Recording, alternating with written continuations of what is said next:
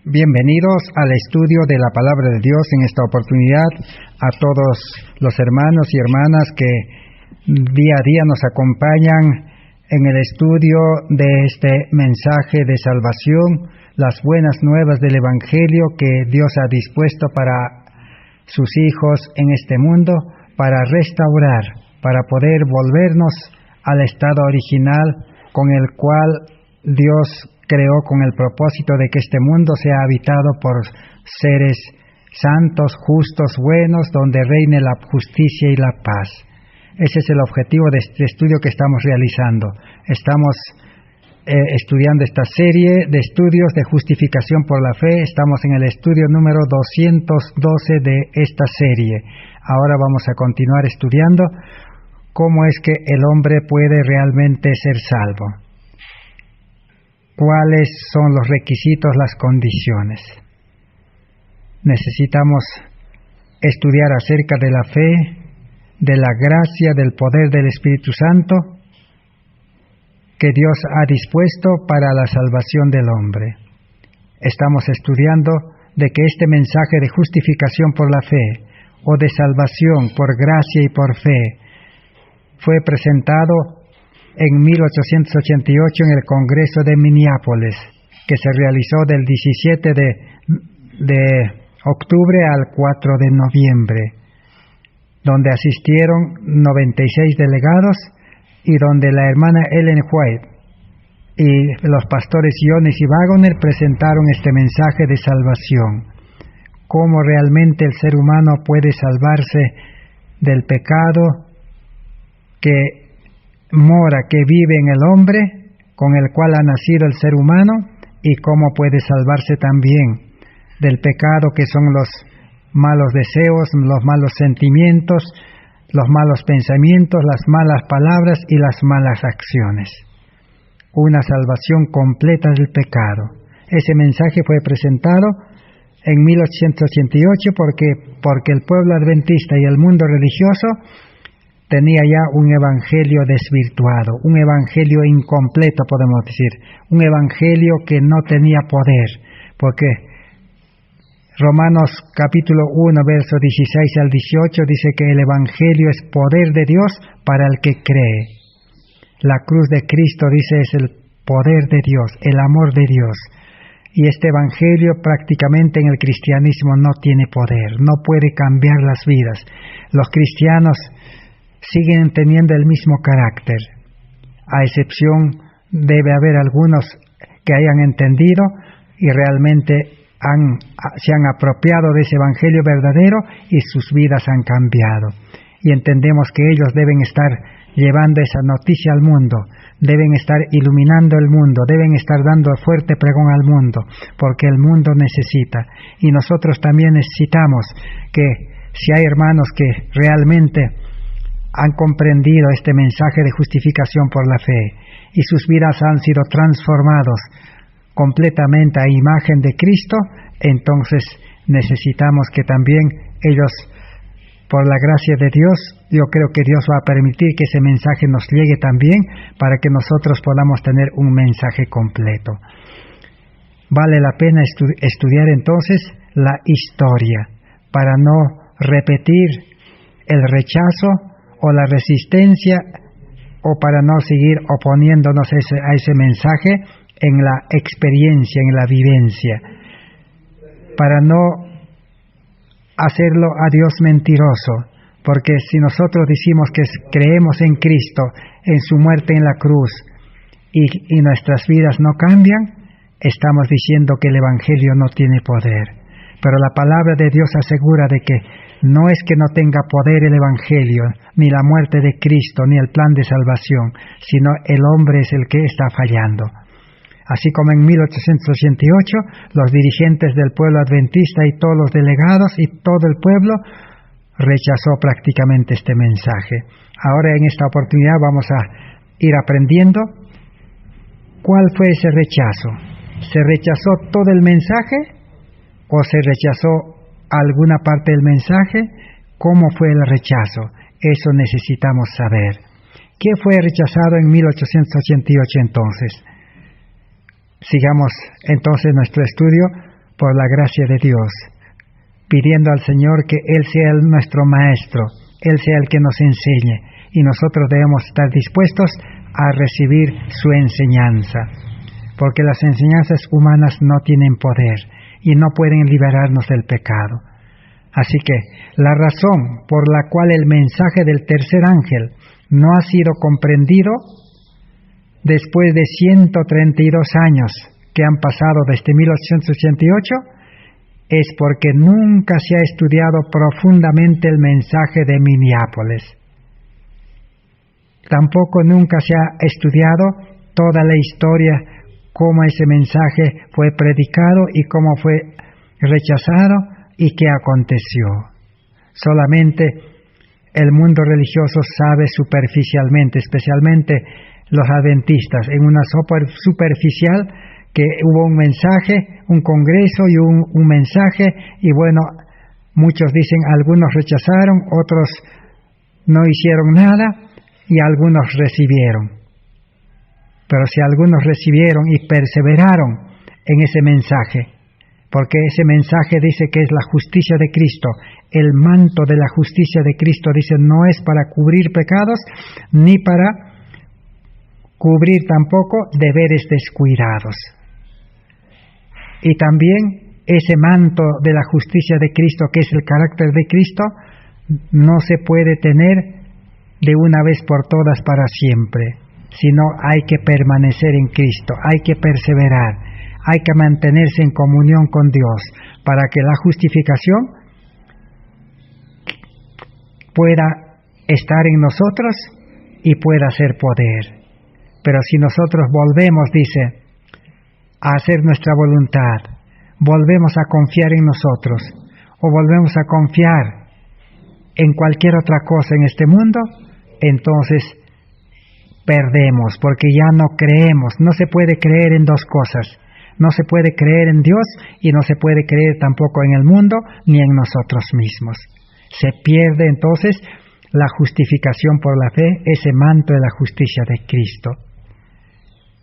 Así que entonces necesitamos saber, dice, qué aspecto del mensaje de justificación por la fe fue rechazado. Porque aparentemente ese mensaje se está predicando en la teoría.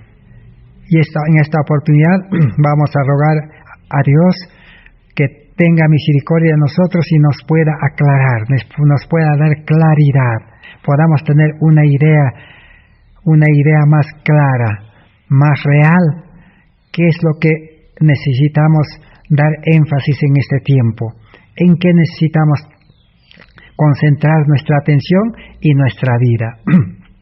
Así que no son muchos los que realmente han estudiado este mensaje de 1888. Son muy pocos.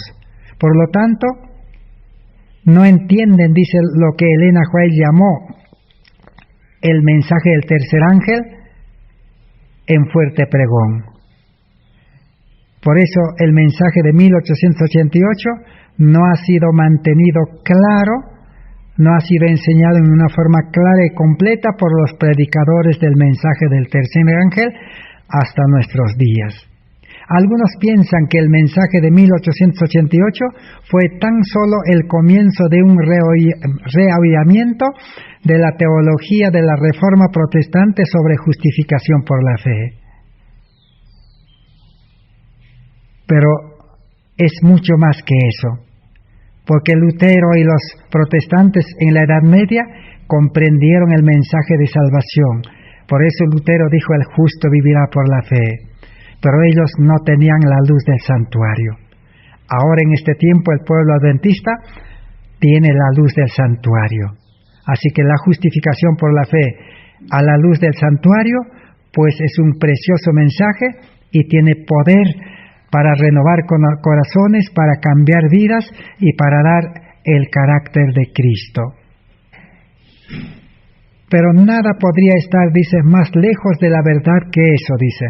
Necesitamos presentar aquí la evidencia de qué fue lo que se rechazó en 1888, ya que la gran mayoría hemos perdido de vista el precioso mensaje que Dios nos envió en aquel tiempo.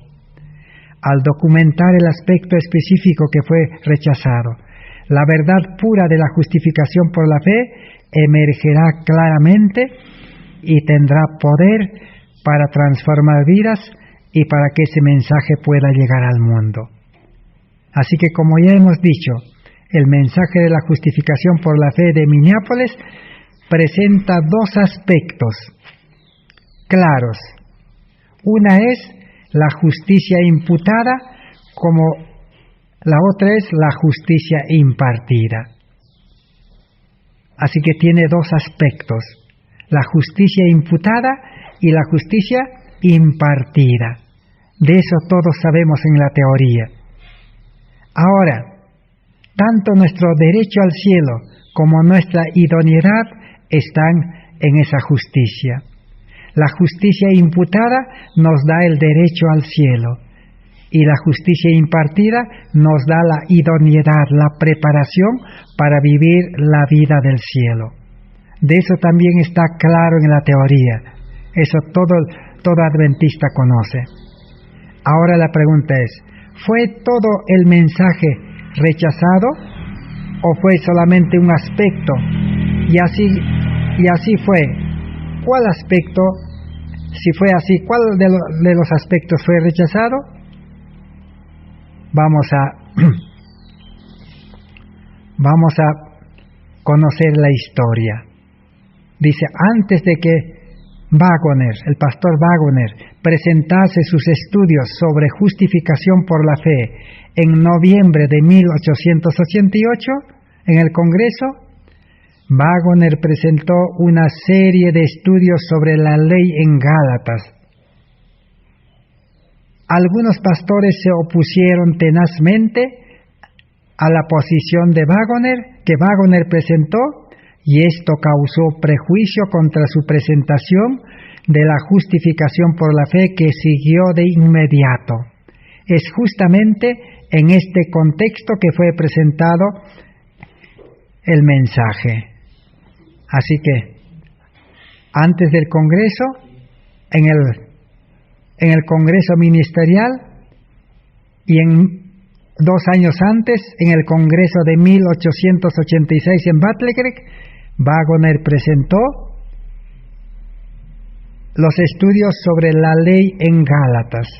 Eso ya hemos estudiado muchas veces. Y Waggoner presentaba o enseñaba de que la ley, el ayo que está en Gálatas 3:24, el ayo que nos lleva a Cristo para ser justificados por la fe, él entendió que era la ley de los 10 mandamientos. Pero mientras los dirigentes, los líderes adventistas, la posición adventista era que esa ley, que es el ayo que nos lleva a Cristo, ellos creían que era la ley ceremonial. Eso despertó, dice, gran conmoción en los adventistas en ese entonces. Y eso es lo que suscitó, dice, la oposición y resistencia tenaz al mensaje de justificación por la fe. Vamos a comprobar eso en Mensajes Selectos, tomo 1, 276 de Elena White. ¿Qué dice allá? La falta de voluntad para renunciar a opiniones preconcebidas y aceptar esta verdad fue la principal base de la oposición manifestada en Minneapolis contra el mensaje del Señor expuesta por los hermanos E.J. Waggoner y A.T. Jones. Suscitada esta oposición, Satanás tuvo éxito en impedir que fluyera para nuestros hermanos. En gran medida, el poder especial del Espíritu Santo que Dios anhelaba impartirles, el enemigo les impidió que obtuvieran esa eficiencia que podría haber sido suya para llevar la verdad al mundo, tal como los apóstoles la proclamaron después del día de Pentecostés. Fue resistida la luz, ya que ha de alumbrar la tierra con su gloria. En gran medida ha sido mantenida lejos del mundo por el proceder de nuestros propios hermanos. Se refería a los hermanos dirigentes como Jorge Butler, Urias Smith, Morrison y muchos otros. Según la historia más o menos registran que hubieron más de 20 dirigentes, pastores, líderes que se opusieron tenazmente a ese mensaje, y el resto de los delegados y pastores tuvieron que seguir a sus dirigentes porque estaban educados para poder confiar en los dirigentes. Eso es lo que aconteció en 1888. La oposición comenzó con los estudios de la ley en Gálatas. Y cuando se presentó en el Congreso el mensaje de la justificación por la fe, entonces el rechazo a la oposición fue mucho más. Sigamos. Aquí se nos dice que la oposición fue al mensaje del Señor dado por E.J. Waggoner y A.T. Jones. La oposición fue contra la luz que iluminará la tierra con su gloria. Entonces, ¿a qué se opusieron ellos? La oposición fue, dice, a la luz que iluminará la tierra con su gloria. ¿Y cómo podemos demostrar eso? Lo podemos demostrar con las mismas apreciaciones de Jones y Waggoner. Porque si ellos predicaron ese mensaje, ellos entendían a qué cosa ellos se oponían los dirigentes. Y la hermana White también conocía y entendía a qué cosa ellos se oponían. Y nosotros hoy podemos saber, esa luz aún no ha iluminado todo el mundo. Porque cuando esa luz ilumine todo el mundo, dice el mensaje de la justicia por la fe o de la salvación por fe y gracia, este mundo terminará y Cristo vendrá. Entonces Cristo no ha venido, este mundo no ha sido iluminado con el fuerte pregón, entonces eso indica que realmente esa es la parte que fue rechazado, la luz que iluminará la tierra con la gloria de Dios. Vamos a ser más específicos entonces. ¿Cuál es esta luz que aquí menciona, que iluminará la tierra con su gloria? El contexto nos muestra que se refiere a la lluvia tardía. Pero, ¿qué es la lluvia tardía? La lluvia tardía es una experiencia del clímax en recibir la justicia impartida de Cristo mediante el Espíritu Santo. Entonces, ¿qué es la lluvia tardía? La lluvia tardía vino en forma de luz. Esa luz impartida de la justicia de Cristo que estaba invitando Dios para que el creyente adventista pueda recibir mediante el Espíritu Santo, por medio del Espíritu Santo, recibir la justicia impartida, es decir, la gloria de Dios para iluminar el mundo. Eso era la lluvia tardía. Entonces, como veremos a continuación, la oposición fue al aspecto de la santificación de la justificación por la fe. Observemos cuidadosamente esta declaración registrada en Testimonio para Ministros 468. Entonces, más directamente, la oposición fue contra el aspecto de la santificación, porque la santificación es el fruto de la justicia impartida. A eso se opusieron. Entonces la oposición no fue a la justicia imputada, no fue a aceptar la justificación, que es el perdón de los pecados, sino era el aspecto de la santificación. Leamos en Testimonio para Ministros. Sé que debe ser hecha una obra en favor de la gente, dice. Debe ser hecha una obra, dice. ¿Quién debe hacer esa obra? Dice la lluvia temprana, la primera lluvia. De otra manera, no estarán preparados para recibir la luz del ángel enviado del cielo para iluminar toda la tierra con su gloria. No penséis que seréis considerados vasos de honra en ocasión de la lluvia tardía para recibir la gloria de Dios. la justicia impartida de Cristo, si estáis elevando vuestras almas a la vanidad. Entonces, el pueblo adventista debía haber tenido, dice, los vasos limpios para recibir la lluvia tardía en ese vaso limpio. ¿A qué se refiere cuando dice vaso limpio? Se refiere al cuerpo físico, mental, espiritual, al creyente espiritual, con vida espiritual. Porque la lluvia tardía descenderá, dice, sobre quienes tengan, dice, una mente limpia, un corazón limpio, una vida sin mancha, un carácter que pueda soportar, dice, el conflicto final. Entonces, esa es la condición para la lluvia tardía. Entonces, ¿qué necesita eso? Para eso, dice, hay que necesitar recibir la gloria de Dios, porque el mundo será iluminado con la gloria de Dios. Y ahora preguntamos, ¿qué es la gloria de Dios? 2 Corintios 3:18 nos dice que el creyente es transformado de gloria en gloria, como mirando en un espejo, dice, la gloria de Cristo. La gloria es el carácter de Cristo. El creyente necesita ser transformado recibiendo el carácter de Cristo. Y el carácter de Cristo es la justicia de Cristo. Y esa justicia de Cristo, Cristo nos quiere impartir cada día. ¿Por qué se llama impartida? Porque cada día necesitamos recibir. Así como cada día es impartido el alimento, así necesitamos recibir. Pero la justicia imputada es recibir el perdón.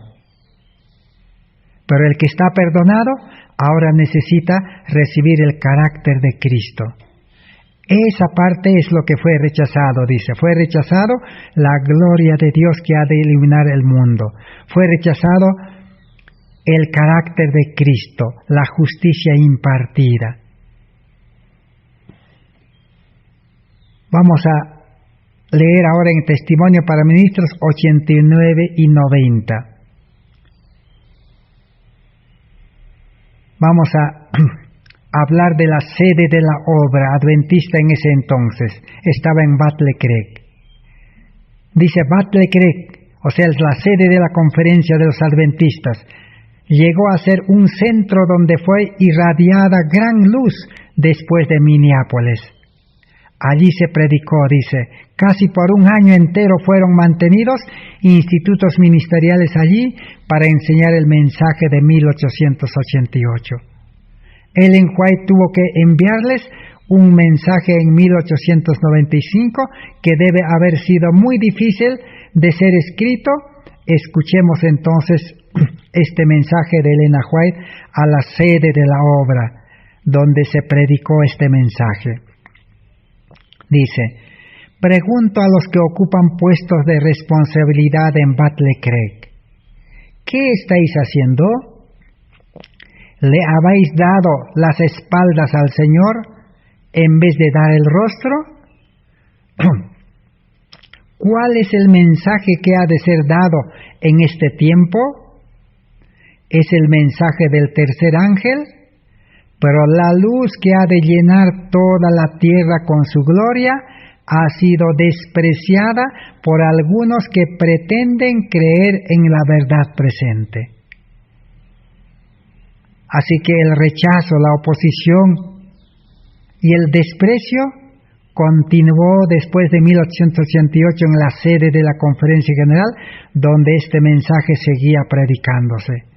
En otras palabras, lo que no se aceptó es eso, la justicia impartida, la gloria de Dios, el carácter de Cristo, el manto de la justicia de Cristo, que solamente el Espíritu Santo puede impartir por gracia. Y eso no se necesita recibir una vez para siempre, sino por eso es impartido todos los días.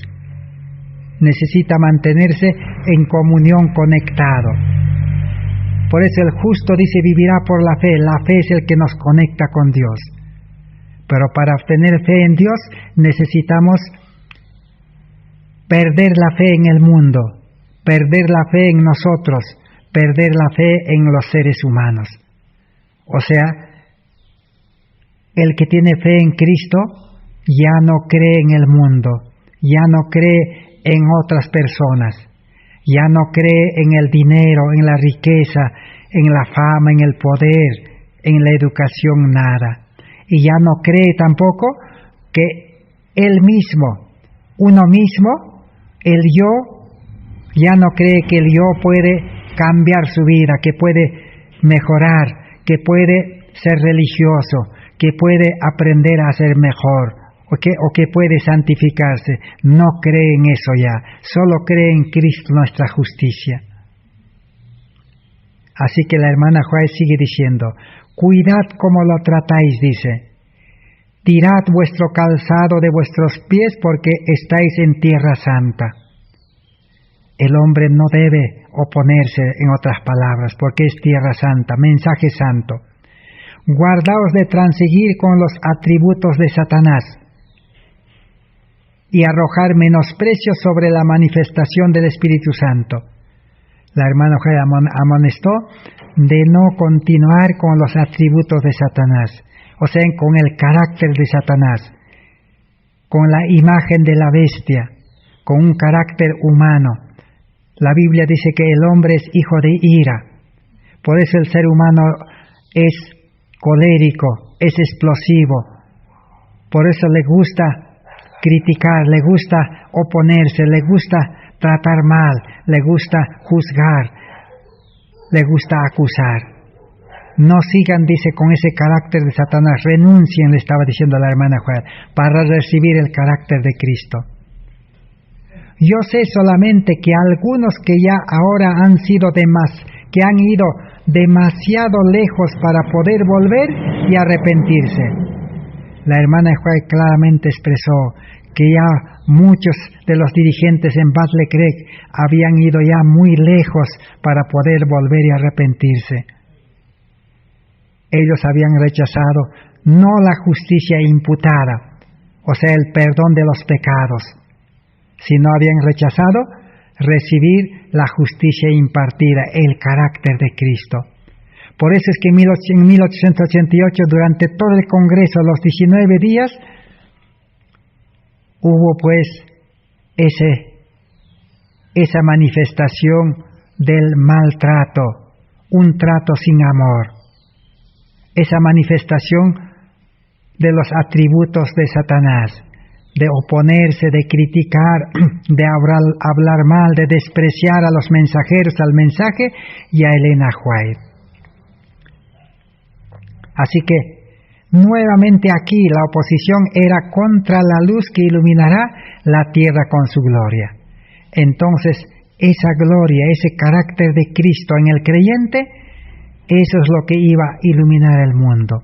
Por eso la hermana Juárez escribió, el mundo, dice, está cansado de teoría, por más verdad que sea. Está cansado de prédicas, dice. Lo que el mundo quiere ver es el carácter de Cristo reproducido en los creyentes. El mundo está esperando recibir a creyentes con el espíritu y el carácter de Cristo que pueda atenderlos, enseñarles, servirles y sanarles sus dolencias con el poder de Dios a los que están esperando en el mundo. Así como Jesús. En San Mateo 4:23 encontramos el resumen de toda la obra, el trabajo de Cristo que realizó durante 33 años y medio.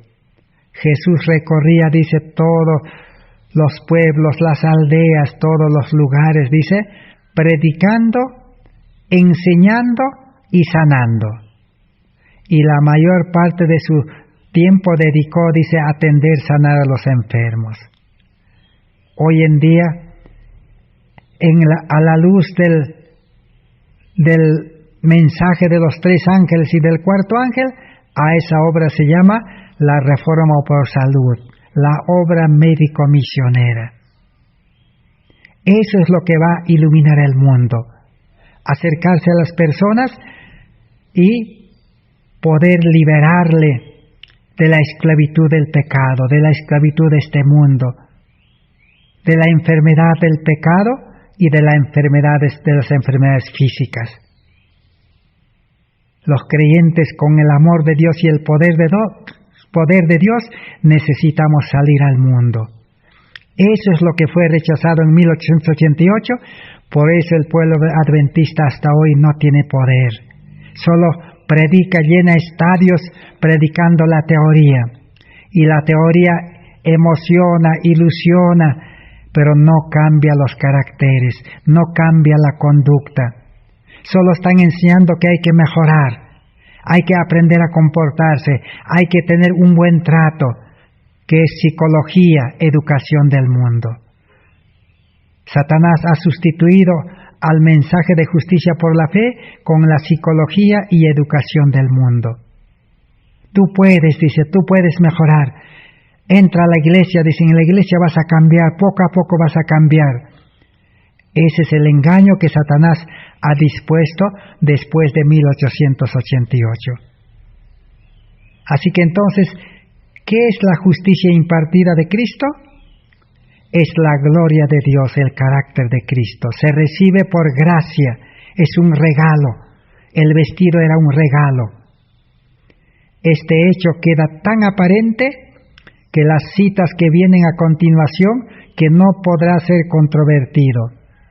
En un artículo de Elena White que apareció en Revista Heraldo del 22 de noviembre de 1892, dice así, que está registrado en Mensajes Selectos, tomo 1, 425. El tiempo de prueba está exactamente a nuestra frente, puesto que el alto clamor del tercer ángel ya ha comenzado en la revelación de la justicia de Cristo, el Redentor que perdona los pecados. Este es el comienzo de la luz de aquel ángel cuya gloria llenará la tierra. Así que la hermana White escribió en 1892 de que en 1888 ya comenzó el fuerte clamor del tercer ángel, que es la revelación al mundo de la justicia de Cristo, del carácter de Cristo. El mundo necesita ver vivencia, experiencia, el amor de los creyentes, no teoría. Pocos meses más tarde, en la Conferencia General de 1893, el pastor A.T. Jones fue uno de los oradores. En una de las presentaciones hizo referencia al artículo de Elena White publicado en 1892, que acabamos de leer antes de esto. ¿Y qué dijo el pastor Jones que estaba predicando en el Congreso de 1893? Vamos a leer en el boletín de la Conferencia General, página 183. Porque ya en 1893 todas las prédicas, los sermones se registraban. Dice así: ahora, hermanos, dijo en su prédica el pastor Jones, ¿cuándo se comenzó a predicar ese mensaje de la justicia de Cristo entre nosotros como pueblo adventista? Uno o dos hermanos respondieron en la congregación, dijeron, hace 3 o 4 años. Y Jones dijo, hace 3 o 4 años, en la congregación dijeron, 4 años exactamente. Y él dijo, sí, 4. ¿Y dónde fue que se predicó? La congregación respondió, en Minneapolis. ¿Y qué fue lo que los hermanos rechazaron en Minneapolis? Preguntó. Algunos en la congregación dijeron, el alto clamor se rechazó. ¿Y qué es ese mensaje de justificación?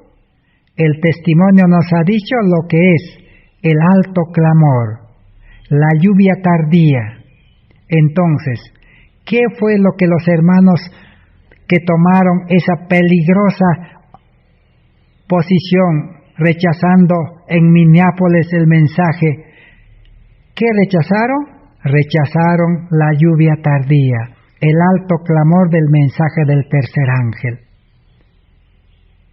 Así que, como hemos visto, Elena White comprendía el rechazo, y Jones y Waggoner también enfatizaron de que lo que se rechazó es ese alto clamor.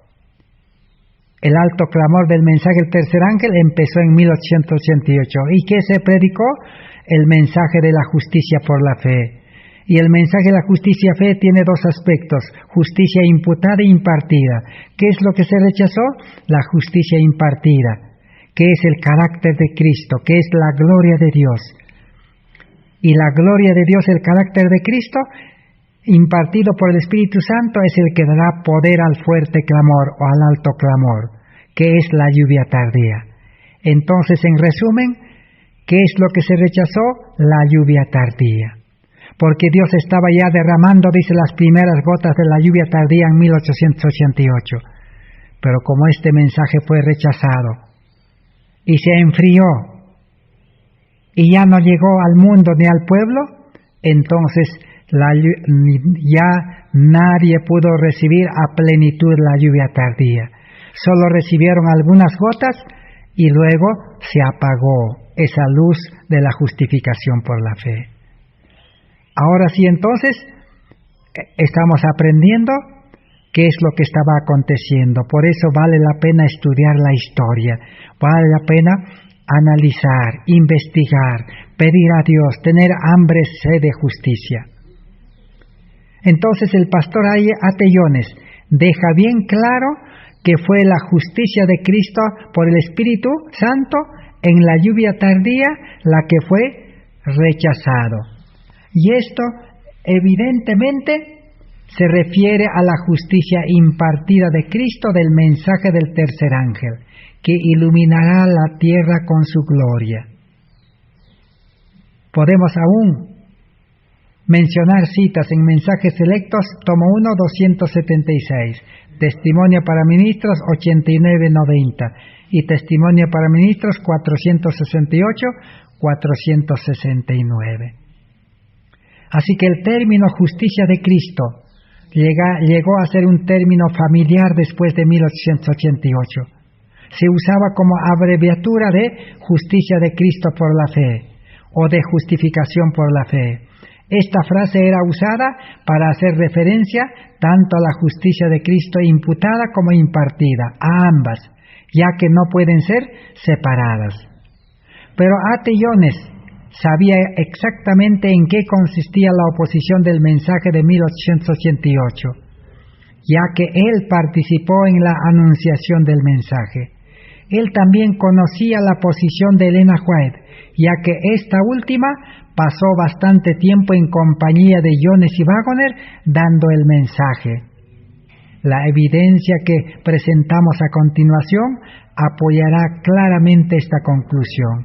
Aún varios años después de 1888, todavía continuaban dando institutos ministeriales y Ellen White pensaba que ya habían estudiado el mensaje de 1888 lo suficiente como para estar dándolo a otros a esta altura. Notemos el contenido de este escrito que ella deja en Testimonio para Ministros 401. Aun cuando la luz ha sido dada una y otra vez, los hombres son llamados de los campos, donde deberían haber continuado trabajando con el amor y temor de Dios, para pasar semanas asistiendo a asambleas ministeriales. Hubo un tiempo cuando esta obra era necesaria, porque nuestro propio pueblo se oponía a la obra de Dios, rechazando la luz de la verdad acerca de la justicia de Cristo por la fe. Así que hasta aquí el rechazo es completo, contundente, como la hermana White escribe en muchos escritos. Ya a la final de este estudio vamos a hacer un resumen. ¿Cuántas veces escribe la hermana White del rechazo del mensaje? Esto debían ellos, dice, haber recibido, dice, ese mensaje, porque ya se predicó mucho, y haberlo hecho resonar con el corazón, la voz y la pluma, porque es su única eficacia. Debían haber trabajado bajo los dictados del Espíritu Santo para dar la luz a los demás. La hermana White dice que ya debían haber recibido ese mensaje y hacerlo resonar ya, porque debe iluminar el mundo la gloria de Dios, por la voz y por la pluma, y ese mensaje debía ser eficaz. Pero ¿qué pasó? El contexto de esta cita demuestra que está haciendo referencia a la justicia impartida de Cristo, pues dice que era su única eficacia. ¿Qué es lo que da eficacia a la predicación? Es la experiencia, la vivencia, tener el carácter de Cristo, ese carácter de amor. El amor tiene poder. Por eso las palabras, dice, tendrán poder, los actos tendrán poder. Y toda atención a los enfermos tendrá poder. Pero si el creyente no tiene el carácter de Cristo, si solo tiene un carácter humano, carnal, mejorado en alguna manera por la educación, nunca va a tener poder. Dice que deberían trabajar bajo los dictados del Espíritu Santo. Entonces tampoco no es trabajar con el carácter de Cristo, sino con el carácter de Cristo dirigido por el Espíritu Santo. Esta frase, nuestra única eficacia, es una expresión que Elena White usaba muchas veces para mostrar que es solamente a través del Espíritu Santo que nuestro trabajo llega a ser eficaz. Veamos a continuación algunos escritos. Revista Heraldo del 29 de noviembre de 1892, que dice: la obra del Espíritu Santo es inmensurablemente grande. Es de esta fuente donde viene el poder y la eficacia del obrero de Dios. Entonces la eficacia y el poder ¿de dónde viene? Del Espíritu Santo. Y Romanos 5:5 dice, el Espíritu Santo es el que derrama como una lluvia el amor. Y el Espíritu Santo es el que imparte el carácter de Cristo, porque el carácter de Cristo es amor. Porque Dios es amor, Cristo es amor. Y el Espíritu Santo es amor. Y los hijos de Dios, el creyente, tiene que ser amor. Tiene que tener amor en el corazón. La fuente que saltará para vida eterna. La luz del cielo penetró las mentes oscurecidas de aquellos que habían sido engañados por los enemigos de Cristo. Y la falsa representación que de él hicieron fue rechazada. Así que la falsa representación del carácter de Cristo siempre será rechazado. Por eso el mundo ya está cansado de religión, de prédicas. El mundo quiere ver el amor de Dios en los creyentes. Porque a través de la eficacia del Espíritu Santo, ahora lo vieron exaltado como príncipe y salvador. Otra cita, Mensajes Selectos, tomo 1, 276. El enemigo los impidió al pueblo en 1888 que obtuvieran esa eficacia. Entonces, ¿qué es lo que el enemigo logró? Que no obtengan esa eficacia que podría haber sido suya para llevar la verdad al mundo, tal como los apóstoles la proclamaron después del día de Pentecostés. Entonces queda claro que si por lo menos, aunque sea pocos, hubieran aceptado ese mensaje, esos pocos como los pocos antes del diluvio, que eran solamente 8, o los pocos 300 con los cuales Gedeón venció al enemigo, o David con el poder que venció a Goliat. Si unos pocos hubieran aceptado ese mensaje de la justificación y se hubieran mantenido firmes en ese mensaje, ya se hubiera dado, ya hubiera sido eficaz. Y hubiera resultado, dice, como en los 2 días de los apóstoles, la predicación, con el poder de la lluvia tardía. Pero no aconteció nada de eso hasta hoy. Lo que pasa es que a nosotros nos cuesta, tenemos tanto orgullo que no queremos reconocer eso.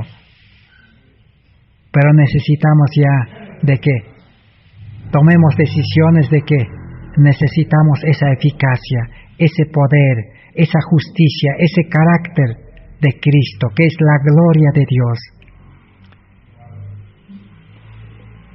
Entonces, también ahora vamos a ver en Testimonio para Ministros 401, nos habla de que este significado abarcante de la justificación por la fe, que es presentado en textos tales como San Juan 3, 3 al 6, 1 Juan 5, 1, Zacarías 3, 1 al 5, Tito 3, 5 al 7, y en el libro Discurso Maestro de Jesucristo en la página 97, edición 1964. Así que siendo que Waggoner fue el orador más destacado sobre justificación por la fe en 1888, podríamos encontrar algún lugar donde él mismo exprese que la oposición era a la justicia impartida de Cristo. Y eso lo encontramos en su libro Cristo Nuestra Justicia, en la página 64-65 registrado. ¿Qué dice allí? Dice que nadie trate de buscar sutilezas en la expresión vestirse de la justicia, como si tal cosa fuese hipocresía. Algunos que ostentan una singular falta de apreciación del valor del don de la justicia han llegado a decir que no quieren la justicia que se viste, que se coloca encima, sino que querían tan solamente aquella justicia que nace de la propia vida, despreciando así la justicia de Dios. Así que muchos entendían de que solamente la justicia de Cristo es recibir así de fácil como un vestido, sin que el hombre pueda despojarse de su vestidura humana, de su carácter humano. Otros también entendían de que la justicia debe nacer de la vida del ser humano. El ser humano, obedeciendo la palabra de Dios, la ley, va a tener justicia, lo cual hemos leído en Romanos 9, en el estudio anterior. El pueblo de Dios que iba tras una ley de justicia no alcanzó, porque iban, dice, por las obras de la ley, y tropezaron. Así entendían los adventistas, dice aquí. Cristo dice a todo aquel que cree, y estamos de acuerdo, dice, con esta posición hasta donde sea una protesta contra la hipocresía, contra una forma de piedad sin el poder, forma de piedad pero negándole la eficacia. Entonces la justicia de Cristo no es hipocresía, dice, no es apariencia de piedad, no es un cristianismo externo, aparentar ser buenos cristianos en la iglesia o delante de algunas personas. No, tiene que ser del corazón. Pero quisiéramos que el lector tomase en cuenta que hay una gran diferencia según quien sea el que coloca encima la justicia. Si tratamos de vestirla nosotros mismos, entonces conseguimos nada más que un trapo sucio de inmundicia, no importa cuán hermoso nos pueda parecer externamente. Entonces, se ha confundido, dice, la justicia de Cristo, el vestido del manto de la justicia de Cristo, con una justicia humana. Creer que el hombre puede aprender a vestirse, puede vestirse obedeciendo la palabra de Dios, asistiendo a la iglesia, haciendo los cultos, practicando reforma por salud, pagando diezmos, bautizándose y predicando, haciendo obra misionera. Piensan que el hombre puede mejorar y llegar a tener justicia. Pero ese es el mayor engaño, dice. Pero cuando Cristo nos reviste de justicia, no debemos despreciarla ni rechazarla. El vestido de Cristo entonces no cubre pecados, sino que Cristo, en la justificación o en la justicia imputada, como dice el Discurso Maestro de Jesucristo, no solo es un perdón judicial, un perdón en la teoría, en los registros de la vida pasada, de los pecados pasados, sino, dice, es un cambio de corazón, cambio de mente. Y al cambiar el corazón y la mente, entonces, ahora sí, tiene la justicia de Cristo, el carácter de Cristo. Y Cristo mismo entra, dice, al corazón, Él es el que nos viste. Por eso, cada día necesitamos recibir de Cristo, por eso se llama impartido. Cada día el carácter de Cristo crece en un nuevo hombre, en un hombre espiritual. Y cada día el hombre natural, el hombre carnal, el hombre viejo, el hombre del yo, cada día tiene que morir. Por eso Pablo dice, cada día muero, pero cada día Cristo vive en mí. Eso es lo que Jones y Waggoner estaban predicando y la hermana Elena White también. Así que esta declaración muestra que Waggoner estaba muy consciente de la oposición al aspecto de la santificación en la justificación por la fe. Implica marcadamente que muchos buscaban sutilezas, pensaban que era hipocresía la justicia de Cristo y no la apreciaban y hasta despreciaban y rechazaban este mensaje. Aquí Waggoner comenta sobre Romanos 3, 21-22, que parece ser un pasaje favorito para enseñar la justicia impartida de Cristo. Pero sin embargo, él hizo uso de casi todos los textos, los pasajes de justificación por la fe, en las epístolas de Pablo con el mismo propósito. Cuando uno comprende el mensaje de 1888 y cree de corazón, no tiene por qué temer usar los textos de justificación por la fe en las epístolas de Pablo para enseñar la justicia impartida de Cristo por el Espíritu Santo. Porque cuando por la fe sometemos nuestra voluntad a Cristo, recibimos su justicia impartida por el Espíritu Santo.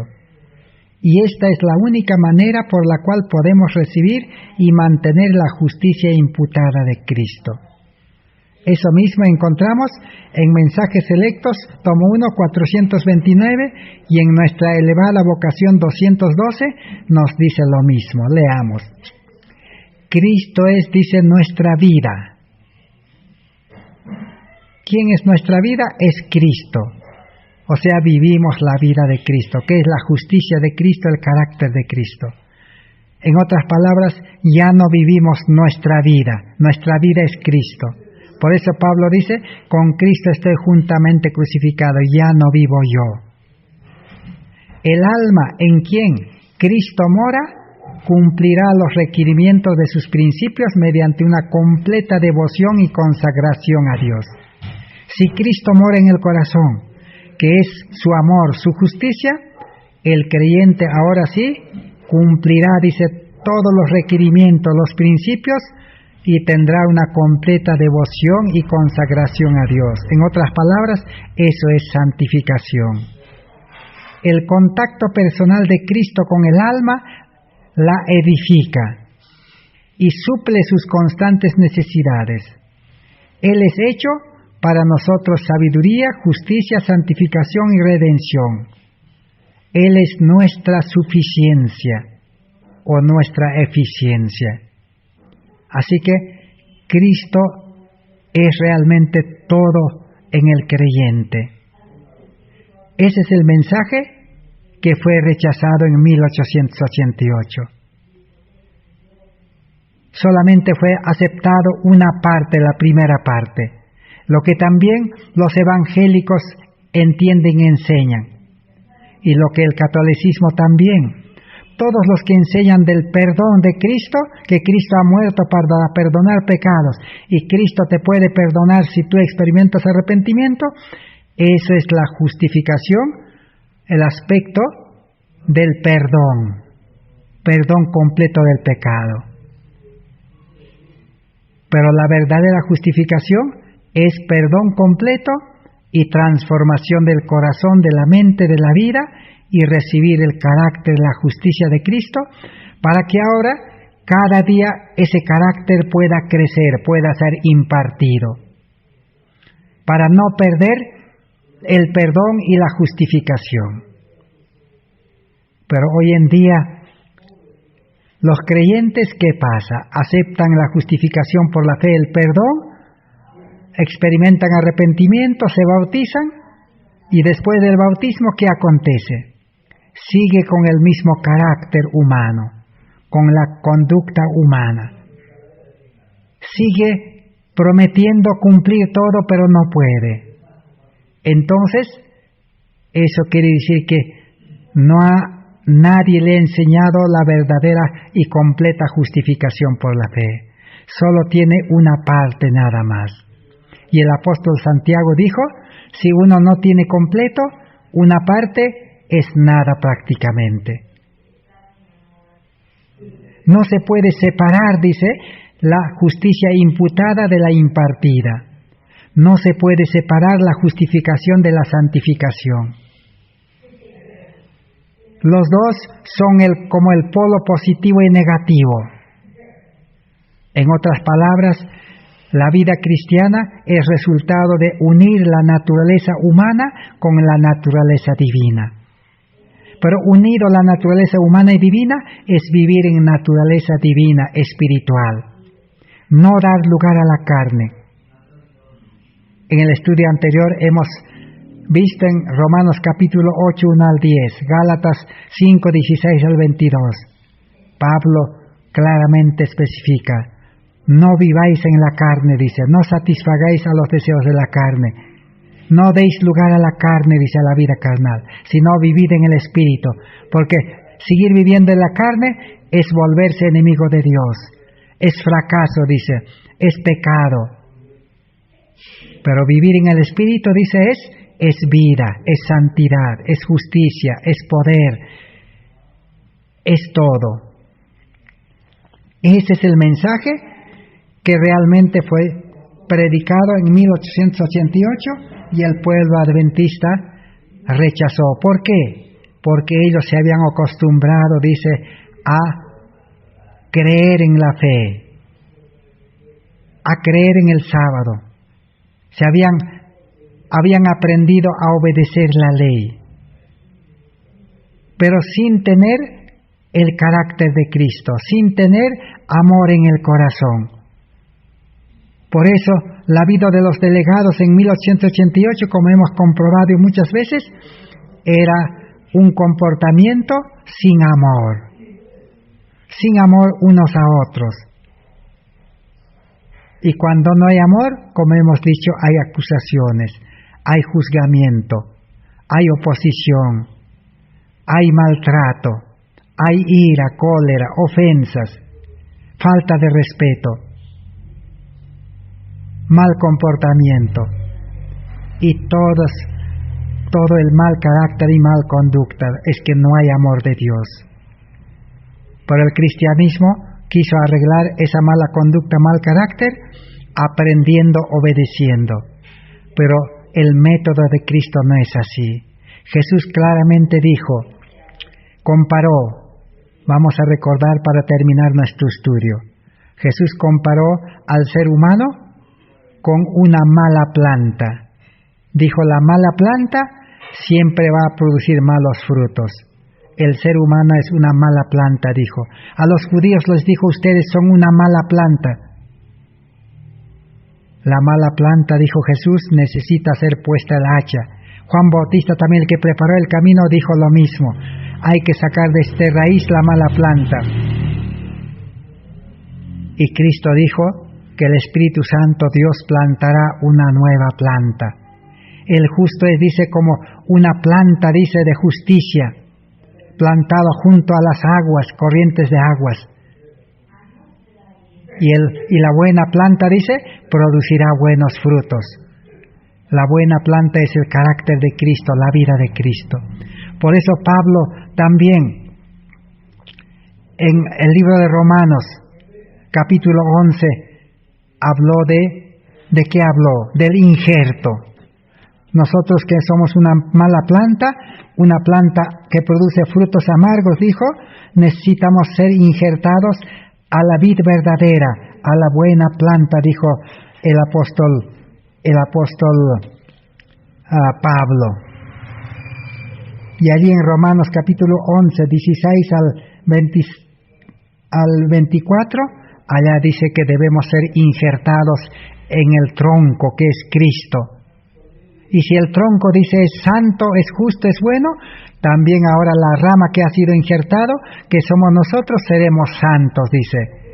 Recibiremos, dice, la vida del árbol de justicia que es Cristo. Comparó también Jesús con el odre. El vino representaba, dice la palabra de Dios, la justicia de Cristo. Jesús dijo, no puedo depositar el vino nuevo en odres viejos, porque va a reventar y de nada va a servir. Así la hermana Juárez escribió. El pueblo adventista, dice, ha injertado la verdad en un corazón natural carnal. Ha aceptado el mensaje con corazón natural carnal y no ha habido cambio. Entonces, mejora, dice, un poco, se reforma, pero no va a crecer y no va a dar frutos del amor, dice, porque la semilla no es amor. Entonces necesitamos, dijo, odre nuevo. Odre nuevo, le dijo a Nicodemo, tienes que nacer del Espíritu, nueva vida. Y solamente nueva vida da el Espíritu Santo. Ahora sí, Jesús dijo, puedo depositar el vino, mi carácter, mi justicia, mi luz, mi palabra, mi ley, dijo. Ahora sí, el creyente, con ese carácter, debe mantener puro, limpio, permaneciendo en Cristo. En San Juan 15 dice, permaneced en mí y yo en vosotros y llevaréis mucho, mucho fruto. O también los profetas del Antiguo Testamento, ¿qué dijeron? Dijeron que nosotros somos, dice, un vaso de deshonra, un vaso malogrado, sucio, roto, no sirve. Hay que entregarlo al alfarero, el alfarero lo va a romper y nuevamente lo va a moler y lo va a hacer tiesto barro y va a formar un nuevo vaso, porque Dios es creador, nueva vida. Ahora ese nuevo vaso recibirá el Espíritu Santo, porque es limpio, puro y perfecto. Ahora sí, con ese carácter de Cristo que es la gloria de Dios, Apocalipsis 18 dice que el mundo será iluminado con la gloria de Dios, el fuerte pregón. Estamos nosotros en ese punto. Que Dios bendiga su palabra. Así que termina diciendo en nuestra elevada vocación 211, Él es la sangre de vida en el alma, Cristo. Si Él mora con nosotros, podemos decir, vivo no ya yo, mas Cristo vive en mí, como Pablo en Gálatas 2:20. Que Dios bendiga su palabra. El día de mañana continuaremos estudiando. Oremos al Señor para que nos siga dando el tiempo, la luz y la oportunidad. Amén.